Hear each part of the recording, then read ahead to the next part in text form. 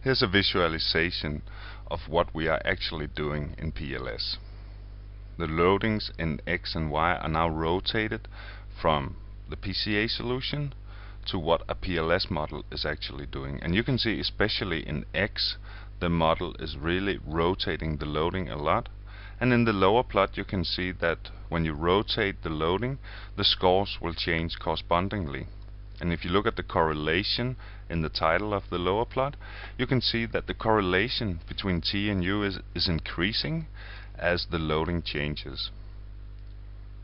That's because PLS is trying to maximize the covariance, and that leads also in this case to a higher correlation. And now you can see we have the PLS solution. So in the upper plots we have raw X data to the left, raw Y data to the right, and we show the first PLS component. The loading is the blue line in the upper plots, the P loading for the X data, and the Q loading for the Y data.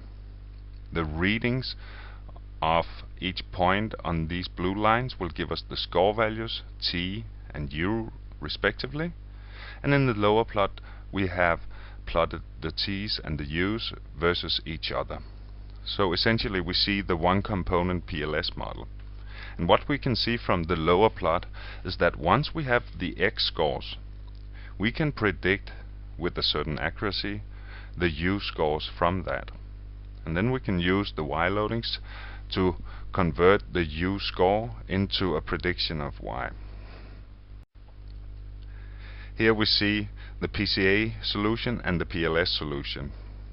So it's important to stress here that even though we talked about this a little bit as something close to PCA, PLS is not actually doing PCA on X and Y.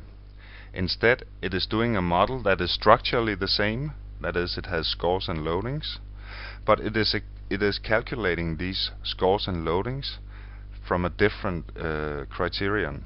In PLS, the criterion is that we want the scores of X and Y to have maximum covariance.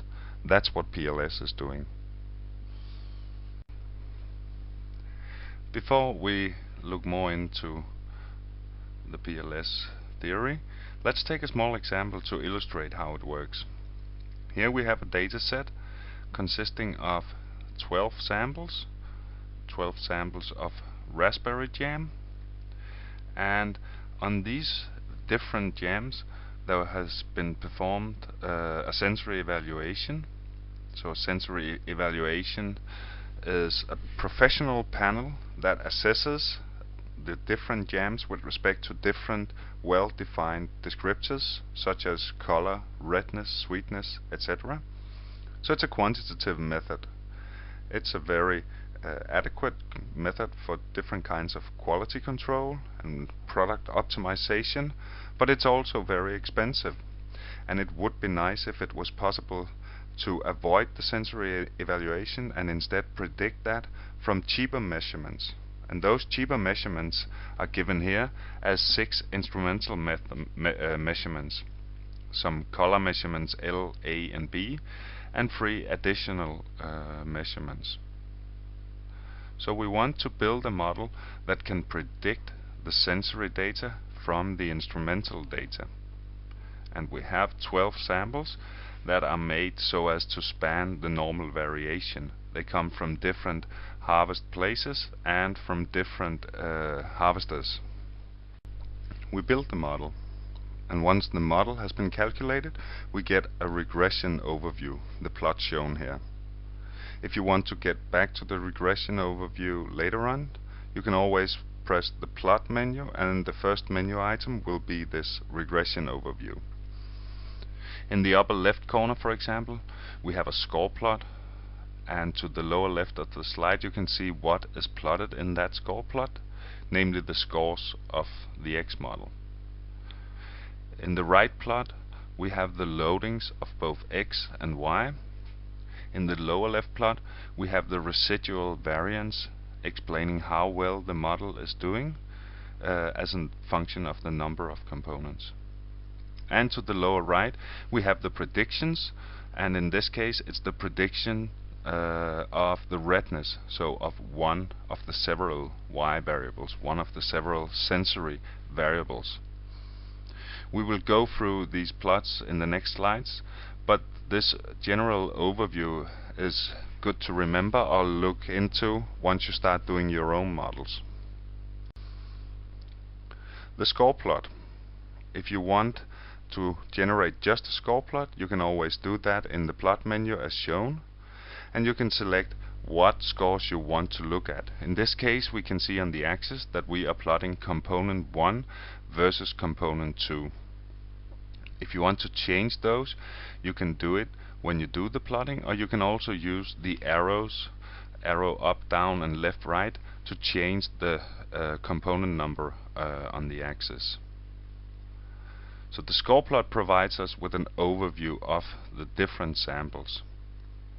And in this case, if you look at the different numbers and labels, you can see, for example, that you have many of the H3s positioned to the right, lower right. That means that the late harvesting is predominantly on the right side, whereas the early harvesting H1 is on the left side. So we see a clear tendency here with respect to harvesting time. In the lower part of the plot you see some percentages, and those are important to remember, to look into. We see two numbers for X and two numbers for Y, and that's the explained percentage of variation for the first and the second component, or the first and second axis, respectively. So we see that, for example, the first component, which we just realized was primarily related to harvesting, well, that explains 67% of the variation in X. And if we look on the Y side, we see that it also explains around 65% of the variation in Y. Since we are building prediction models, we are mainly interested in how well we can predict Y. So we mainly look at the right side. But if, for example, the percentage on the X side was very low, well, that would tell us that we are only using a little bit of the variation in X to predict the Y values. That's not a problem in itself, as long as the predictions are good, but it could be important information if, for example, we expected that all the information was relevant. Another interesting plot is the loading plot, and here both the X and the Y loadings are plotted. You can click these on and off in the icons near the menu of Unscrambler, but in this case we have chosen to show both X and Y values. What we can see is, for example, that redness and color are located close to each other, so people tend to give these two attributes the same relative score. So if we only keep one of them, essentially we won't lose much information.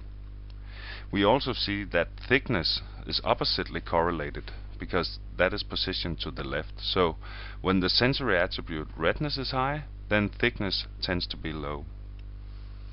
We can also see how these Y variables correlate to our X data, our instrumental data.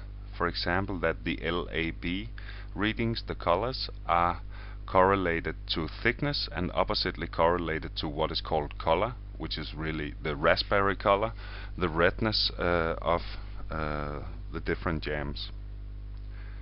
We also see that there are no irrelevant variables, presumably, because we have no loadings located near 0.0.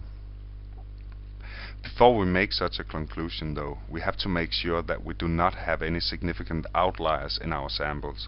Otherwise, our conclusions might be misleading. The validation explained. What do we see in this plot? This is the result of a cross-validation. And what we see here is how much residual variation we have in our sensory data as a function of the number of components. For PC0, the first bar, we haven't explained anything, that is the variance, before we start modeling. we see that one component explains a good part, and that's also what we saw in the plot before, where we saw that 65% was explained by the first component.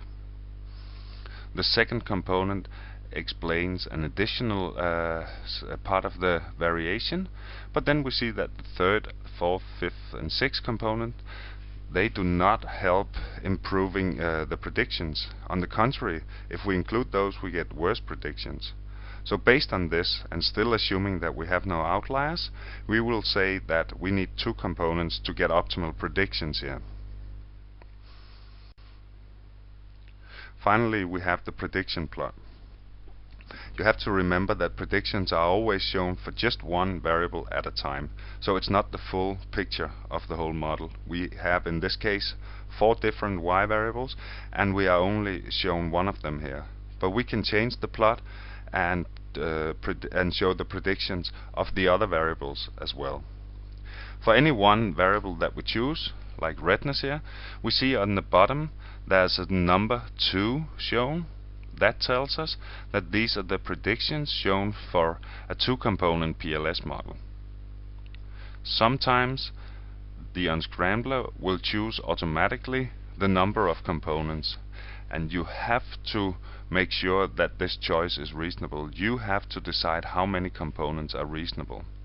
You will experience sometimes that unscrambler might give you plots for 7, 8, 10 components, and these predictions that you get from using that many components seem to be very, very good, but maybe they are not realistic. So always remember that it's you and not unscrambler that decides how many components you need. In the plot, you see 2 versions of each sample, a blue version and a red version. The blue samples are showing us the predictions of the sample when it was included in the calibration model. On the x-axis we have the measured or reference value, and on the y-axis we have the predicted one from the model. So these should be on the identity line if the model was working perfectly. The red predictions are the predictions when the sample is not included in the model. So for an ideal model it should be close to the blue sample, but you can see that for some of them they are quite far apart, and in general the red ones are further away from the ideal line than the blue samples are. That's expected, as it's more difficult to predict a new sample than it is to predict a sample that was already in the calibration model. But it's the red predictions that we are really interested in.